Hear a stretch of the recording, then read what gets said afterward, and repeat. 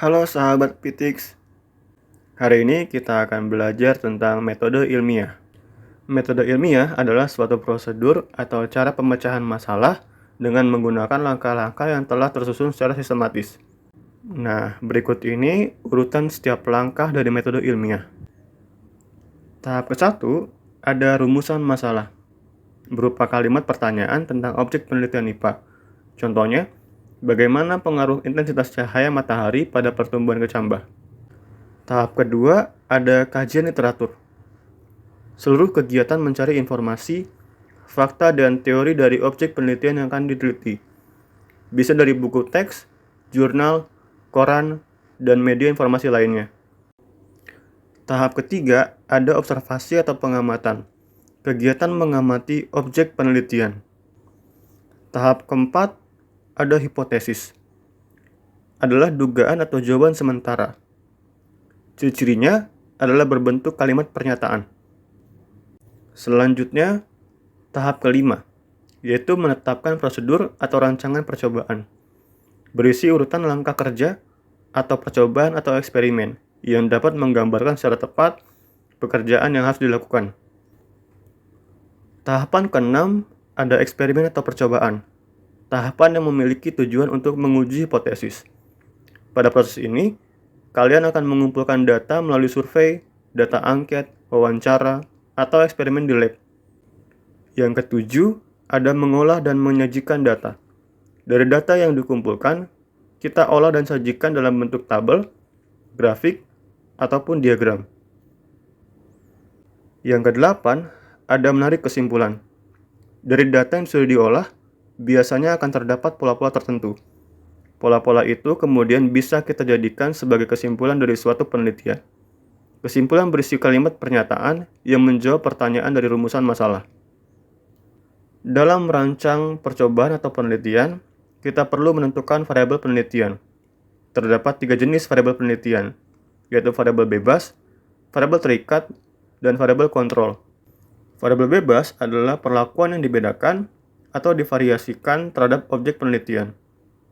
Sedang variabel terikat adalah sesuatu dari objek penelitian yang kita amati sebagai dampak dari variabel bebas. Variabel kontrol adalah faktor-faktor yang mempengaruhi objek penelitian, namun kita jaga tetap atau konstan dan tidak berubah. Berikut ini contoh penelitian perkecambahan kacang hijau. Judul penelitian pertumbuhan pada kacang hijau. Tahapan pertama, rumusan masalah. Ingat, rumusan masalah berisi kalimat pertanyaan. Rumusan masalah yang pertama, apakah cahaya matahari memengaruhi proses perkecambahan pada kacang hijau? Yang kedua, bagaimana kondisi tumbuhan yang berada pada tempat gelap dan pada tempat terang? Yang ketiga, apakah efek negatif dan positif dari cahaya matahari terhadap tumbuhan? Tahapan kedua, kajian literatur. Ingat, seluruh kegiatan mencari atau menggali informasi. Kalian bisa baca teori pertumbuhan tanaman dan hormon pertumbuhan, dan lain sebagainya. Dari berbagai media informasi. Bisa dari buku teks, jurnal, maupun internet. Tahapan ketiga adalah kegiatan observasi atau pengamatan. Kalian bisa mengamati tumbuhan milik sendiri. 2 tumbuhan yang jenisnya sama, mengamati bagaimana bentuk tumbuhan yang diletakkan di dalam rumah dan di halaman rumah. Tahapan selanjutnya ada hipotesis. Ingat, hipotesis berupa kalimat pernyataan yang menjawab rumusan masalah. Sebagai contoh, rumusan masalah yang ke-1. Apakah cahaya matahari memengaruhi proses perkecambahan pada kacang hijau? Hipotesisnya atau dugaannya, cahaya matahari mempengaruhi proses perkecambahan pada kacang hijau. Selanjutnya, rumusan masalah yang kedua menanyakan bagaimana kondisi tumbuhan. Hipotesisnya yang kedua, tumbuhan yang berada pada tempat gelap akan lebih cepat tumbuh dan panjang dibandingkan dengan tumbuhan yang berada pada tempat terang. Begitupun dengan rumusan masalah yang ketiga, bertanya apakah efek negatif dan positif dari cahaya matahari. Kita punya jawaban sementara, yaitu efek positif dari cahaya matahari. Tumbuhan yang berada di tempat terang mampu bertahan hidup lebih lama atau lebih baik karena mengalami fotosintesis. Kita lanjut ke rancangan percobaan. Dalam merancang percobaan, kita perlu menentukan tema penelitian, variabel penelitian, rumusan masalah, hipotesis, tempat, dan jadwal penelitian. Yang selanjutnya, kita menentukan variabel penelitian. Variabel bebas pada penelitian ini adalah intensitas cahaya matahari pada tempat peletakan tumbuhan. Variabel terikat adalah batang atau panjang batang kecambah, warna daun, dan keadaan batang. Variabel kontrol adalah tanah, jumlah air, ukuran kualitas biji kecambah. Tahapan selanjutnya yaitu pengolahan dan penyajian data. Sebagai contoh, data disajikan dalam bentuk tabel. Tabel ini merupakan tabel panjang batang kecambah. Kecambah 1 diletakkan di tempat yang cukup cahaya matahari. Kecambah 2 diletakkan di tempat yang kurang cahaya matahari atau gelap.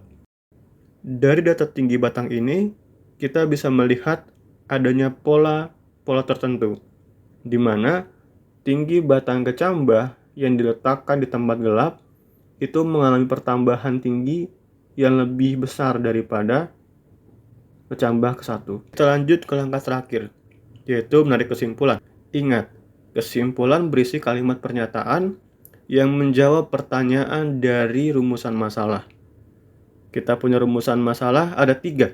Sebagai contoh, rumusan masalah yang kedua menanyakan kondisi batang tumbuhan. Kita bisa lihat dari tabel tinggi batang tadi, kondisi tumbuhan yang diletakkan di tempat cukup cahaya matahari mengalami pertambahan panjang batang lebih kecil daripada tumbuhan yang diletakkan di tempat gelap. Jangan lupa beri nomor 2 untuk menunjukkan kesimpulan ini menjawab rumusan masalah yang kedua. Kita next ke rumusan masalah yang ketiga. Apakah dampak atau efek negatif dan positif dari cahaya matahari?